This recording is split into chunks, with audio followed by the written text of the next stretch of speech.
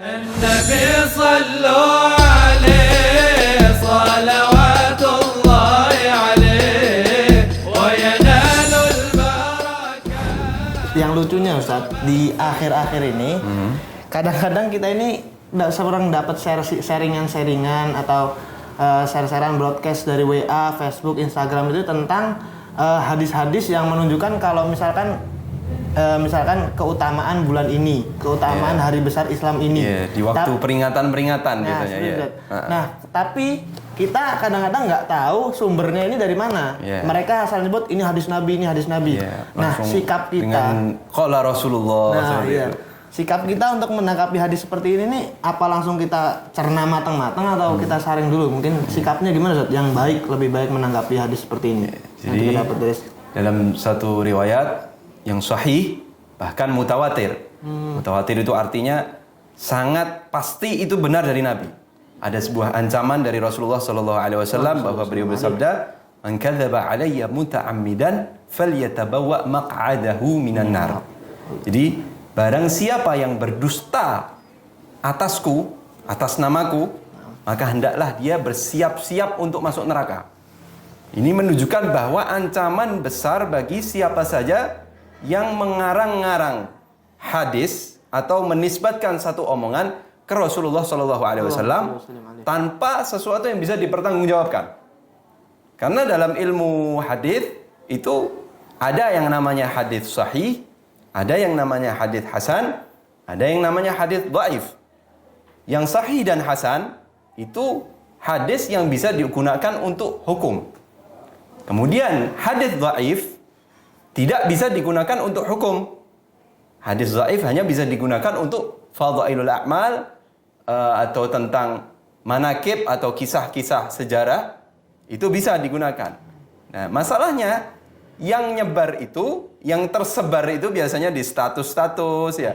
Ada kalau misal bulan Ramadan itu di hari pertama itu biasanya fadilahnya sholat tarawih hari pertama, fadilah sholat tarawih hari kedua, atau kisah-kisah ketika yang ada munasabat atau peringatan meninggalnya Sayyidah Khadijah. Nah, ini tentu harus di cross check ulang. Apakah itu hadisnya hasan, sahih atau dhaif, atau bahkan yang lebih bahaya itu hadis palsu. Ketika hadis itu hadis palsu, maka masuk ke dalam ancaman Nabi tadi, ancaman Rasulullah tadi, yaitu lazim ya, harus masuk neraka orang seperti ini. Hukumannya itu masuk neraka. Makanya jangan sembarangan menerima broadcast atau share atau apa saja nyebar dari WhatsApp atau di Instagram atau di Facebook, khususnya di peringatan-peringatan. Bukan berarti kita su'udzon, bukan berarti kita berburuk sangka. Sebagian orang mungkin bilang kita husnudzon saja, isinya baik ya. Mungkin tujuannya baik. Kalau tujuannya baik, maka tidak mungkin mereka sembarangan menisbatkan kepada Nabi Muhammad SAW. Ulama itu sudah berusaha bertahun-tahun dari zaman sahabat sampai ke kita ini, itu memilah-milah, berhati-hati, sangat selektif sekali dalam menghukumi sebuah hadis. Nah, maka dari itu intinya harus apa? Harus cross check dulu. Dari mana sumber ini? Ya, hadis seperti ini.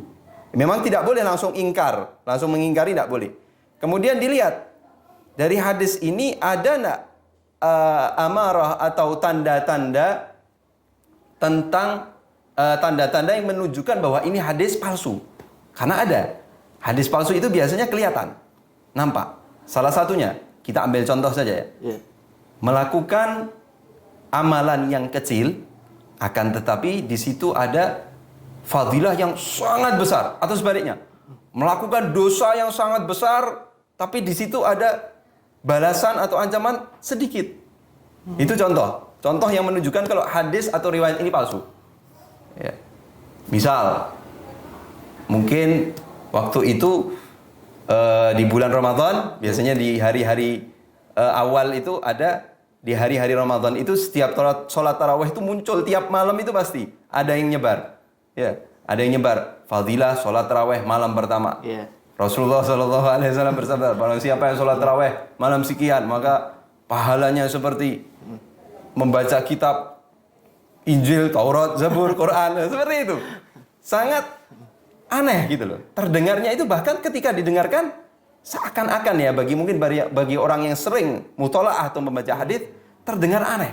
Janggal terdengar gitu. janggal ya, tidak enak di hati, kurang srek kalau bahasanya. Ya. Begitu juga kalau misal ada satu hadis atau riwayat yang di situ ada menyalahi sejarah. Misal, ini juga viral tiap Ramadan biasanya. Di tanggal 11 yaitu di tanggal wafatnya Ummul Mukminin Sayyidah Khadijah Al-Kubra. Itu biasanya sering ada broadcast yang mengisahkan kejadian ketika Sayyidah Khadijah waktu meninggal. Ya. Sayyidah Khadijah waktu meninggal. Di situ disebutkan kisah bahwa Sayyidah Khadijah ketika dalam keadaan ihtidar atau dalam keadaan sakaratul maut, di sampingnya ada Rasulullah, kemudian turunlah malaikat Jibril. Malaikat Jibril membawakan kain kafan.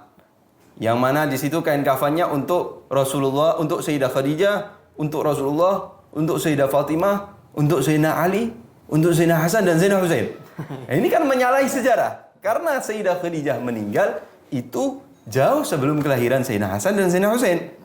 Ya, jadi terlihat tanda-tanda kepalsuan dalam hadis tersebut. Nah, apabila kita sudah melihat kok ada tanda-tanda palsu di situ, ya tentu juga jangan kesusu. Jangan terburu-buru untuk mengatakan hadis ini palsu. Tetap intinya kita cari. Kita cross check dulu. Bisa tanyakan ke orang yang tahu. Atau bisa mungkin dilihat di dalam kitab-kitab hadis. Untuk zaman sekarang sudah banyak aplikasi atau hal-hal yang mendukung kita untuk mencari hadis. Bisa ada di Mausu'ah Syamilah, Maktabah Syamilah. Bisa atau di dalam aplikasi-aplikasi yang lain yang bisa membantu kita lebih untuk mencari sebuah riwayat. Nah, seperti itu. Mungkin bisa lebih di-cross lebih ulang dan juga jangan terburu men-share atau membagikan sebuah riwayat yang tidak jelas sumbernya. Mungkin ada sejarahnya tentang mengapa awal orang yang memalsukan hadis. Awal orang yang memalsukan hadis. Kenapa gitu? Awal mula kenapa kok dia sampai tega sekali memalsukan hadis dari Rasulullah SAW. Kalam Rasulullah dipalsukan. Ya, kalam Nabi dipalsukan. Nah. Ya. Para ulama ahli hadis dan para ulama sejarawan itu mencatat beberapa hal. Memang ada beberapa hal kenapa hadis itu bisa dipalsukan. Beberapa itu contohnya ada yang karena permasalahan. Dan bahkan pertama kali hadis itu dipalsukan itu menurut ulama itu sekitar tahun 40 Hijriah. Jadi ketika awal-awal ada fitnah dalam politik. Ini yang penting. Ada fitnah dalam politik di waktu itu dalam khilafah kekhalifahan akhir khalifahan Sayyidina Utsman kemudian setelah Sayyidina Ali. Ada permasalahan politik. Nah, fatalnya permasalahan politik ini juga menjerumus ke atau membawa agama, membawa hadis. Karena apa? Hadis dari Rasulullah itu dibuat propaganda. Dibuat seperti alat propaganda sehingga timbullah tokoh-tokoh yang berani memalsukan hadis, ya, memalsukan hadis demi kepentingan golongan. Grup sini sama grup sini. Kalau sekarang bahasanya apa? Provokator lah atau enggak kalau ada dua dalam politik itu ala kulli hal ya ini agak repot bahasa enggak apa-apa ya. Jadi golongan yang sini grup A memihak grup B itu saling membuat hadis-hadis palsu untuk kepentingan partai lah istilahnya, kepentingan golongannya. Itu salah satunya seperti itu. Dan sebab-sebab lain banyak.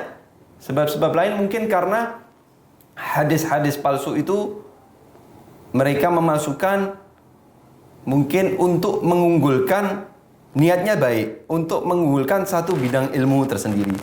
Ya, ada beberapa orang itu yang di skala itu ada seorang yang dia ini ta'ammuk atau mendalami Al-Quran. Setelah itu dia melihat orang-orang ini kok pada mendalami fikih jauh dari Al-Quran. Niatnya dia baik. Ya, niatnya dia baik. Untuk apa? Untuk menarik orang-orang ini ikut mendalami Al-Quran. Tapi di situ akhirnya dia membuat hadis palsu yang mana di situ menyebutkan fadilah-fadilah surat dalam Al-Quran. Jadi sebanyak 114 hadis. Tiap surat itu ada fadilahnya. Ya. Sangat lucu sekali. Jadi demi biar orang itu kembali kepada Al-Quran, tapi caranya dia salah. Dia memasukkan hadis dari Rasulullah SAW yang ancamannya adalah na'udzubillah min dzalik, menjadi ahli neraka. Wahakadha. النبي صلوا عليه